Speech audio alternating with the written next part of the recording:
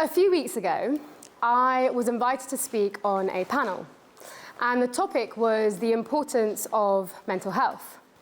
And so the host asked me the first question, and she said to me, "Maya, do you think mental health is important?" And I sat there thinking, surely there's only one answer to this question, which is yes, full stop. But she was looking at me thinking, you need to say something a bit more clever here. And so the only response I had was, well, would you ever ask me if physical health was important? Probably not. And I could tell I was getting a little bit frustrated because after 7 years working in this industry, I keep getting that question. And so after this event, I took some time to reflect, why is this the case? And it made me think that when we're young and we're at school, PE is compulsory in our curriculum. Physical education. We get up, we get into our sports kit, and we go and play something. I know some of us probably tried to get out of it, but we grew up knowing that physical activity is very important. But not only that, we knew how to practice it. And so today, that's why we still go to the gym. We still know to go for runs. But when it comes to mental education, it's been completely neglected. And we are seeing the consequences of that today. So reflecting back on it, I then empathize why we do get this question a lot. And actually, I think it's great what conversation this has brought. It's raised awareness and it's brought so much good to the world. But I think we've got a little bit stuck. We are stuck just talking about mental health. But the true power lies in being able to do something about it. So hi, my name is Raichoora, and I have stopped talking about mental health. Today, I'm going to share with you the concept that has completely reframed how I think about the mind, but also it's been the idea that has allowed me to manage and create a resilient and strong mindset through some of the most difficult and darkest times of my life, but also some of the best times of my life. And that concept is mental fitness. Now, it's not some revolutionary new thing. It was actually well conceptualized in 1964, and since then also in 2010 and 2013, but no one knows about it. No one's practicing it. We have no idea what it is. And I'm really excited today to share that with you. And I still get people come to me saying, oh, Maya, I never even heard of mental fitness until I came across your work. Now, you might be thinking, okay, all she's done is change the word health to fitness. It's not some genius thing here, right? I agree. But that tiny change has honestly made such a significant difference in my life. And I think it can do the same for others too. Let me explain why. Mental health. It is a state of being. We all have one. If you've got a mind, you've got a mental health. It can be good, it can be bad. But it tends to be quite static. Mental fitness, on the other hand, is the active maintenance of a good mental health. It's when you have the tools and the knowledge that you can draw upon so that you can manage your mind in different situations. So it's dynamic, it's empowering, and it's action-orientated. And it's also worth mentioning that mental illness is when your mental health is so bad that then you will seek professional help. And a useful way to look at this is if we think about physical health. So if you've got a body, you've got a physical health. It can be good or bad. But you're only physically fit if you are going to the gym or you are going to Pilates. Maybe you are watching your diet. That is when you are maintaining your health. And in the same way, when you become physically ill, so you might get injured or develop an illness, you will then seek professional help. And I really liked this and resonated with it because it reminded me that if we invest in our mental fitness, we can really improve our mental health. Those tiny actions means we can stay just 2 steps ahead. And I think when I sometimes talk to people about this, I just get eyes rolling and, oh, this is too overwhelming. When I think about my mind, it's just all a bit too complex and quite hard, right?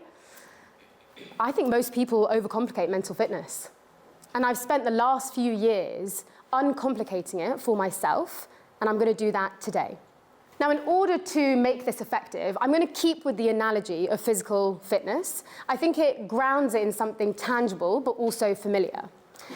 And so when we are thinking about getting physically fit, we tend to focus on 5 key areas. We have consistency. Now, you don't get abs of steel overnight. Everyone knows that. You go to the gym regularly and you do the reps. You keep training. We have diet. When we are working on our body, you will tend to eat cleaner and you will take out those toxic foods and drinks. Cardio. We've got to build the stamina in our body, so we will run, we will cycle. Rest. How do we make sure our muscles recover? We make sure we get sleep, maybe do ice baths, stretch. And then we have strength training, so lifting those weights. And this is about building those muscles so they can be lean and they can do their job, but also you are preventing further injury. And so we can map this quite well onto mental fitness. So let's start with consistency. I used to only really care about my mind when I was upset, or when I'd already burnt out, or it was just that little bit too late. But now, I invest in my mental fitness every day, just that one little thing. I keep doing those reps on it. Diet. When we think of diet, we tend to think of food. But what is the thing we consume the most in our world? Content. We wake up, we watch the news, we go on Instagram, we then feel quite anxious, and it's having a toll on our minds. And so now, I will watch what I feed my mind. I won't look at the news. Even that's about the people, the conversations I'm having. Cardio. If you don't use your brain, you will lose it. So I ask myself every single day, how am I actively engaging my brain? Whether that's through reading, listening, writing, in my work life. Rest. Our minds are very active, and it can be so hard to switch off. And so I will make sure to unplug after 9 p.m. I will get adequate sleep. Maybe I will meditate so that I can calm down my thoughts. And then we have strength training. So how can we build and shape our brain so that it can think, feel, and perform the best it can, but also be preventative, help us navigate the challenges of life so we can better deal with them? And for that, I love to use visualization. Now, some of these I think are a little bit more obvious than others. So you could probably leave today already taking action when it comes to, maybe unfollowing some people on your social media, or maybe not watching the news. Maybe you do a couple of minutes of meditation. But there's one I want to focus on just a little bit more. And that's because when I talk to people about these 5 areas, that last one, strength training, so weightlifting for the brain, people neglect it, because they don't know how to do it, and they don't know why it's important. And I'd argue it's the one aspect that's actually been the most impactful for me. Okay, so when we think about strength training and weightlifting, what does that mean? The point of it is that you are tearing the muscles so that you can rebuild them so they are stronger and they can work for you better. But you are also thinking a few steps ahead so that you can prevent injury and illness. So when we look at this in terms of the mind, strengthening the mind means you are strengthening the neural connections in your brain and creating new ones. And the cool thing is, that is possible. And so it can directly influence how you think, feel, and perform. You can change your mental health. Now, the interesting thing is that past the age of 25, it becomes a lot harder to do. But it's still possible. You just have to be more aggressive and intentional with the training. And so the brain will physically change and rewire when you physically perform or learn an action or a task. So let's say I'm learning to play the piano. Because I'm moving my hands in a new way, and I'm reading new music, and I'm listening to new songs and melodies, it will start creating these new pathways in my brain. And the more I repeat that then becomes wired. So now I've learned a new skill, and my brain has literally changed. The thing is, we can't obviously physically experience everything all the time. Frankly, it's quite impossible. But also, what happens when your beliefs get in the way? So let's say you have a fear of public speaking and you don't feel very confident about it. It's going to be very difficult to just come on a stage and do a presentation in front of thousands of people. So you can see how physical practice and experiences has its limitations. But there's another way we can retrain and rewire the brain so it becomes stronger. And that is a technique called visualization.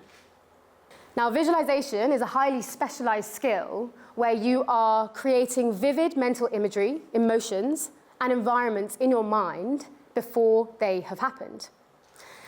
And I just became so fascinated with this technique, so much so that for the last 10.5 years, I just obsessed over it. I learned as much as I could, I researched as much as I could, but more importantly, I practiced every single day. Now, I will say, I am not a neuroscientist, nor do I have a PhD in visualization, if that's even a thing. But what I do have is a decade of extensive experience where I've seen firsthand how mind-blowing this tool is for your mental health. And I'm really excited to share that today because not enough people know about it. And what I would say is in the mental health space, we just keep talking, and we go round in circles, and it's like this could help, or conceptually this might. But what better way to learn than to just do it? And so every single day I have visualized, every single day. And the reason I first started is because life threw a pretty hard curveball at me, and I was diagnosed with colitis when I was very young. And so I was dealing with an incurable, irritable bowel disease. And so I was using visualization to learn how to walk again, to help me with my pain, but to be able to manage my mind, to give me that strength and resilience to keep going. And today I will use visualization for many different areas of my life, but I want you to be able to do that as well. And so visualization is often used in settings like medicine, in psychotherapy, but also sport. And in 2013, the Journal of Medicine and Science in Sports and Exercise, they found that visualization triggers similar neural and behavioral patterns in the brain to if you are physically doing something. So put very simply, your brain is pretty dumb. It doesn't actually know the difference between vivid imagery and then you actually doing something. So let's go back to that piano example. If I was just mentally rehearsing, moving my fingers, playing new music, reading that sheet music, the same regions of the brain have been activated. Now that's pretty cool, and it's significant, because what it means is that visualization can also change the brain. You can strengthen it. You can rewire it. And that's why a lot of athletes will use visualization. They use it before their games, their matches, and I get to work with a lot of Olympians in my work, and every time I speak to them, they say, Maya, this was like 90% of what I did, because it made them stronger. It meant they could perform better, so that when they went out there and they were under very high-pressured situations, they were able to balance their performance and well-being. And a famous example is Bob Bowen, who is Michael Phelps's coach. And he explains that Michael Phelps would visualize every single day, every stroke, him winning, things going wrong. But what it meant, it was in the process, he was building that muscle. He was getting so unstoppable, and he was thinking better, he was feeling better, he was performing the best he could. Now, I get it. Not all of us are training for the Olympics or going for gold medals, but we all have our own versions in our life. And so whether you are going for your goals and wanting to learn a new habit, maybe you want to get more confident. If I just said to you, be more confident, it's pretty hard, right? But if you visualize it, how do you walk? How do you act? What do you say? You start rewiring it, and then you can start becoming that person. And a good example is me. So when I do these talks, I used to get very anxious and very nervous. But 3 weeks before this talk, I have been visualizing how I want to walk on, what I want to say, what I'm wearing. Even just 5 minutes before, backstage, I was doing the exact same thing.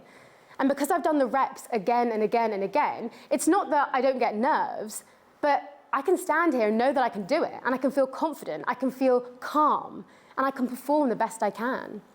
And so visualization has been a tool that I've relied on for so many areas of my life, through the really dark ones, but also through the best ones. How can I maintain that? How can I become more of who I want to be?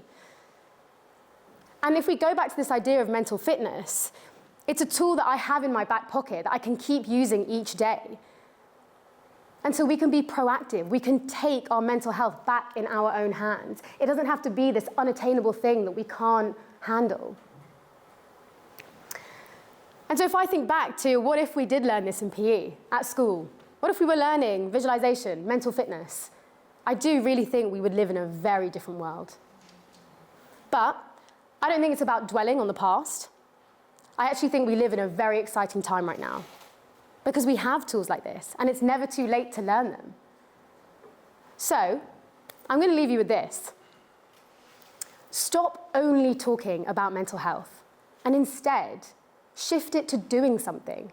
Shift it to mental fitness. Whether you leave the room and you unfollow 10 people, hopefully not me, but other people that don't serve you, or you spend 2 minutes just before bed, taking time, doing a few breathing methods. But if you really want to think, feel, and perform like the best you can, then don't neglect that strength training, creating those neurons, and make visualization your favorite gym buddy. Thank you.